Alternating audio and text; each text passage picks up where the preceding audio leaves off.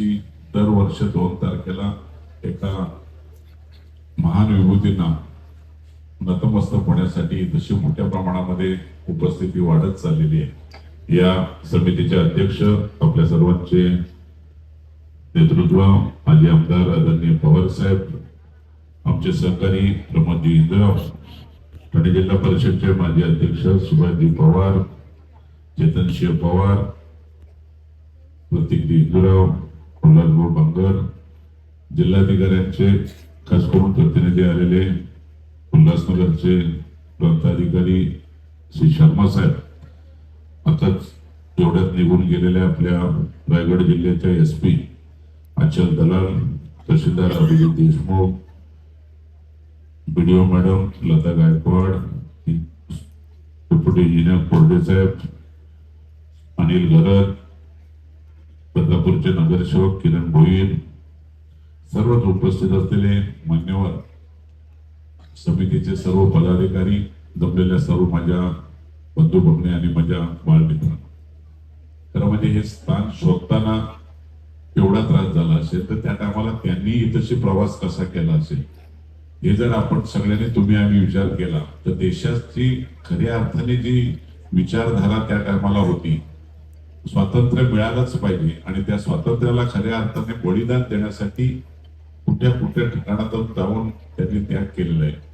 खरं म्हणजे त्यांच्या सगळ्या नातेवाईकांना सुद्धा नतमस्तक व्हावं की त्यांच्या परिवारातून ही एक स्मृती तयार आपल्याला उभी राहिलेली आहे आणि म्हणून त्या स्मृतीचं सदैव आपण आठवण ठेवून दर नवीन वर्षामध्ये 2 तारखेला आपण इथे एकत्र येतोय।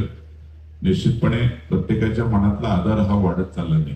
मला ठाणे जिल्हा परिषदचं मनापासून अभिनंदन केलं पाहिजे की त्यांनी सगळ्या शाळांच्या मध्ये सुद्धा या जयंतीचे कार्यक्रम करायला सुरुवात केली आणि चांगल्या प्रकारचा राज्य सरकारला सुद्धा ती विनंती करूया आपण की हा एक इतिहास आपल्या पुस्तकामध्ये सुद्धा चांगल्या पद्धतीने यावा आणि भविष्यातल्या या पिढीला कुठेतरी दिशा मिळावी। निश्चितपणे तो एक विचार आपण राज्य सरकारकडे करून घ्या।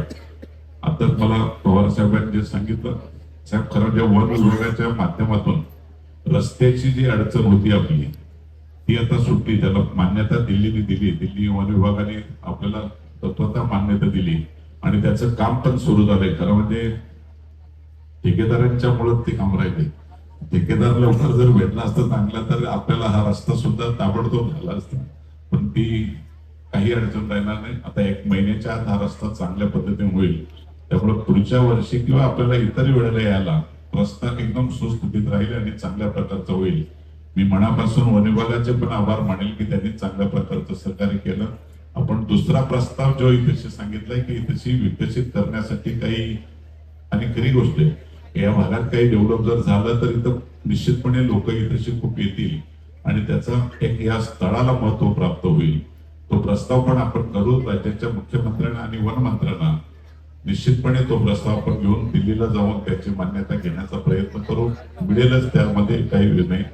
म्हणजे तुमच्या सगळ्यांच्या वतीने मी आता हिंदूराव साहेबांशी बोललो की पुढच्या वर्षी आपण आपल्या राज्याच्या मुख्यमंत्र्यांना त्या ठिकाणी आणण्याचा प्रयत्न करू, जेणेकरून त्यांनी एकदा इथे येऊन गेले तर इथं विकसित करण्यासाठी कुठल्याही प्रकारची अडचण राहणार नाही। कारण निश्चितपणे मुख्यमंत्री त्या विचारातून आपल्याला सहकार्य करतीलच, त्यामध्ये काही अडचण राहणार नाही आणि चांगल्या प्रकारच्या या स्थळाला महत्व प्राप्त करण्यासाठी तुम्ही आम्ही सगळ्यांनी झटलं पाहिजे। तो नक्कीच राज्य सरकार आपल्याला सहकार्य करेल, त्याच्यामध्ये कुठलीही अडचण राहणार नाही असा विश्वास देतो। पुन्हा एकदा या दोन्ही महान विभूतींना नतमस्तक होतो आणि थांबतो। जय हिंद, जय महाराष्ट्र।